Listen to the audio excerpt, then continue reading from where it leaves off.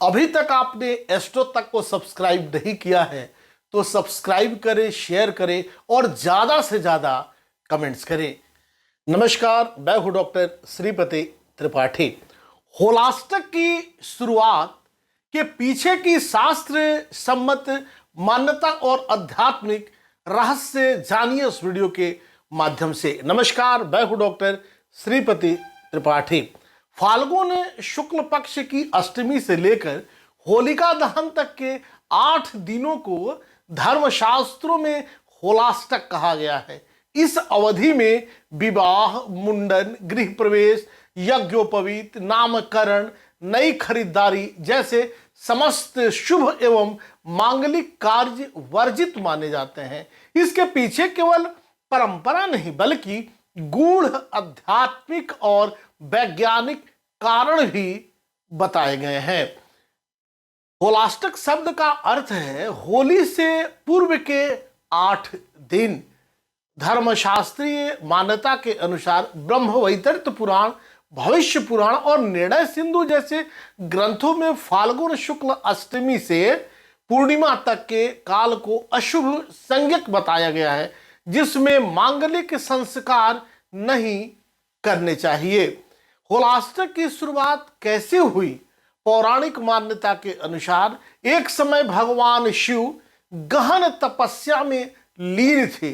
देवताओं ने कामदेव से निवेदन किया कि वे शिव जी का तप भंग करें ताकि सृष्टि की रचना आगे बढ़ सके।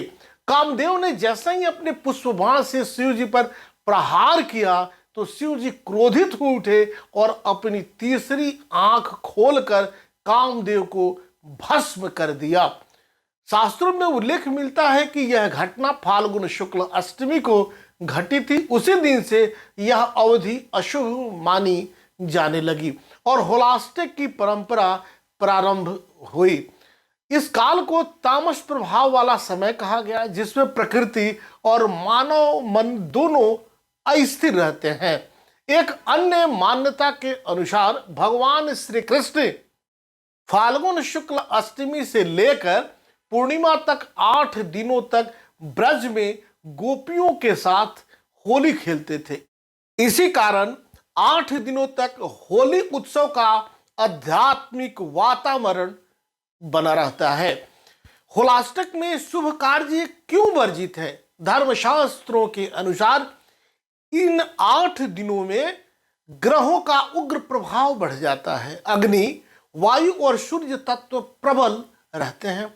मनुष्य का चित्त चंचल रहता है, इसीलिए इसे साधना, जप, तप, दान और अध्यात्म शुद्धि के लिए श्रेष्ठ समय माना गया है, न कि भौतिक शुभारंभ के लिए। वैज्ञानिक दृष्टिकोण से यह समय ऋतु परिवर्तन का होता है।